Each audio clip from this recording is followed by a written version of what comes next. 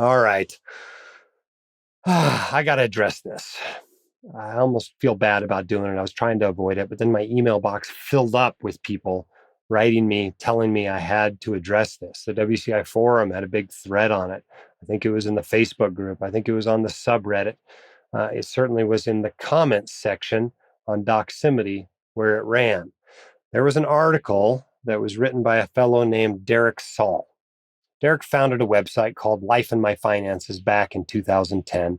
It's kind of a typical for-profit affiliate marketing website, right? So it makes money the same ways we do by selling stuff. In their case, they tend to connect people with credit cards. They connect people with bank accounts, and that's how they make money. Their editorial team consists of 5 people who look by their pictures to be in their 20s and have the title financial writer. But it sounds like Derek Sall, the founder, is the one who actually wrote this particular article. And we'll put a link to it in the show notes if you didn't see this thing.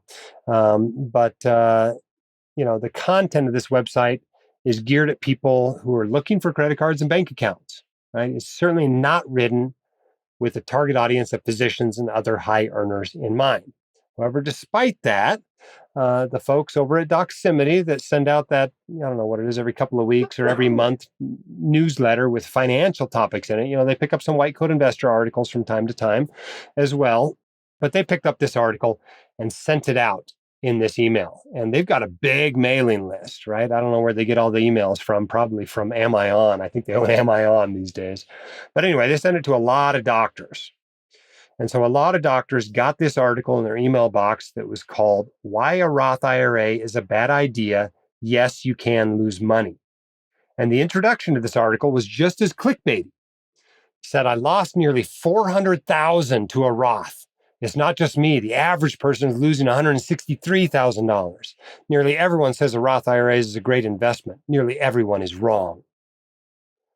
And there are so many problems with that introduction. You may have heard about this if you read my monthly newsletter for December. I talked about this in that. But there's so many problems with that introduction that it's hard to know where to start. I mean, the first one is that, first of all, a Roth IRA is not an investment at all, right? It's an account. And it's important not to confuse accounts and investments. And it's hard for me to take somebody seriously or at least a title maker that made the title for this article seriously, who doesn't know the difference between the two, right? You should think about investing accounts as types of luggage, right? There's backpacks, there's carry-on bags, there's suitcases, there's trunks, and each of those might be the proper type of luggage for a given type of trip. But you can put any kind of clothing into any kind of luggage. You can put a tux in there. You can put a bathing suit. You can put, some shorts. You can put hiking pants, whatever. All that goes into any kind of luggage. So think of your investment accounts, your Roth IRA, your 401k, your 529, your HSA, whatever, as luggage.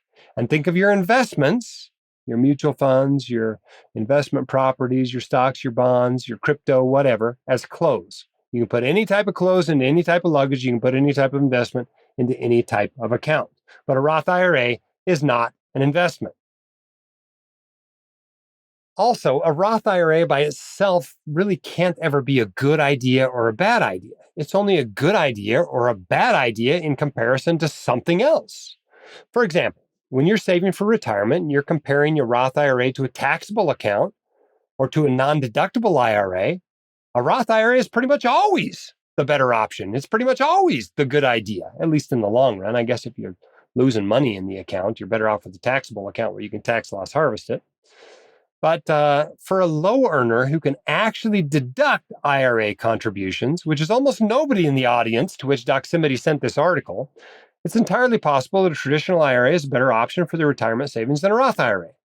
For most of us in our peak earnings years, it actually makes sense to defer taxes rather than pay them up front, which is what you do with Roth contributions, whether they're made to an IRA or a 401k. And that's another problem with this article. Shortly into the article, the author rapidly flips from talking about IRAs to 401ks. And while the logic and tax treatment may be similar in the author's financial situation, there are different things and get different tax treatments for many people, such as high earners. And if you can't tell these two apart, again, maybe you really shouldn't be writing about them for large audiences. Frankly, if it took you 13 years from the time you started a financial blog until you realized that tax-deferred contributions are the way to go during peak earnings years, I'm not sure I want to take your advice anyway.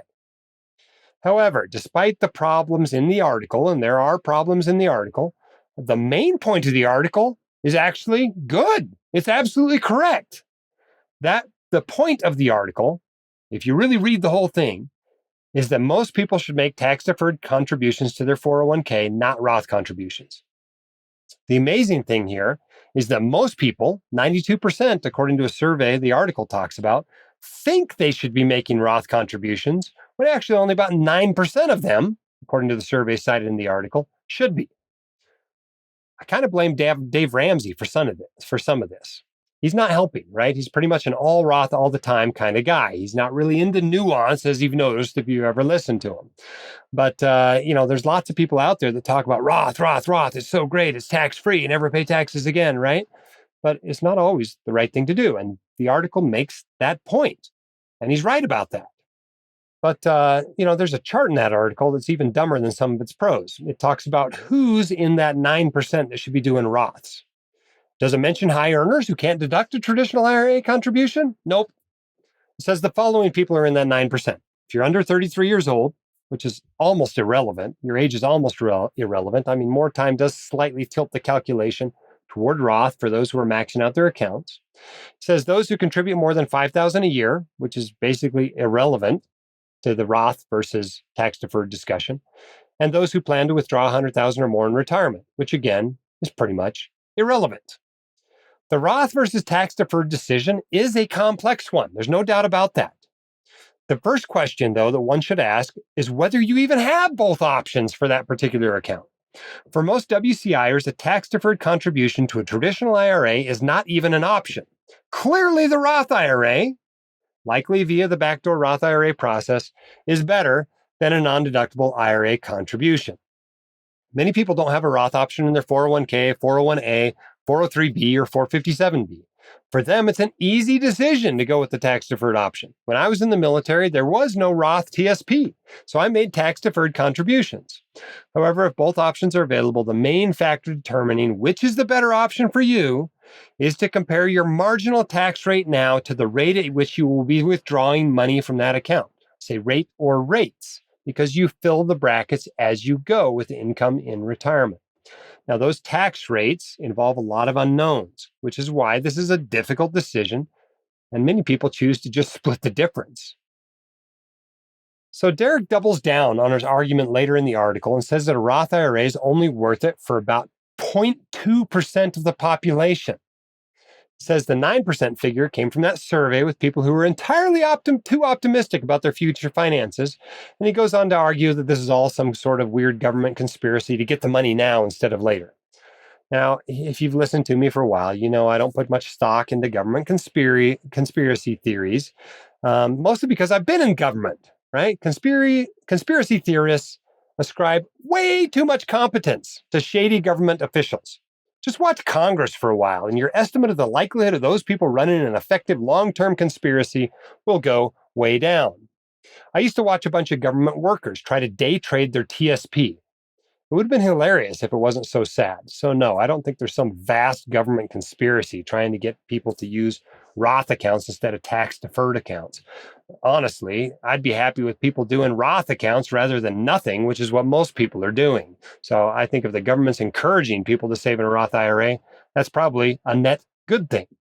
But at any rate, I kind of hate this article and the message it's sending out there, which is that Roth contributions are wicked and you should always stay away. Even if the message actually in the article is basically correct, that those in their peak earnings years should generally prefer tax-deferred retirement accounts, and lots of people don't realize that. Derek eventually got the reasoning right late in the article. He said most people will earn less in retirement than they do today, which is true for most people. You'll be paying a higher tax rate now than you will in retirement if you do Roth accounts. That is true. And many retirees today pay nearly nothing in taxes, which is also true. What are most retirees living on? Social Security. If you have less than a certain amount on that, you don't pay taxes at all on it. At most, you're paying taxes on 85% of your Social Security. Lots of people won't be paying anything on money they're withdrawing from Roth accounts. You probably won't be in a very high bracket on what you're taking out of tax deferred accounts. Lots of people will be in the 0% qualified dividend and long-term capital gains brackets in retirement. I mean, there's just, retirees don't actually pay that much in taxes most of the time. Now, you might be in a different situation. You might be a super saver. It might make sense for you to do Roth contributions, but the general rule is still going to be tax deferred during your peak earnings years.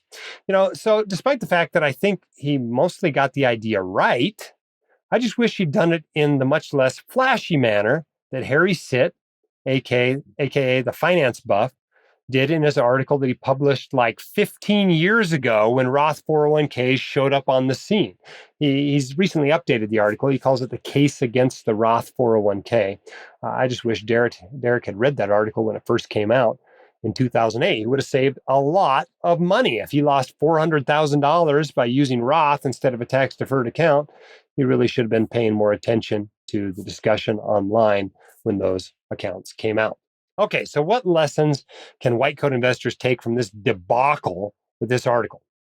Number one, read more than the title of an article. If all you had read was the title, you'd think Roth IRAs are terrible.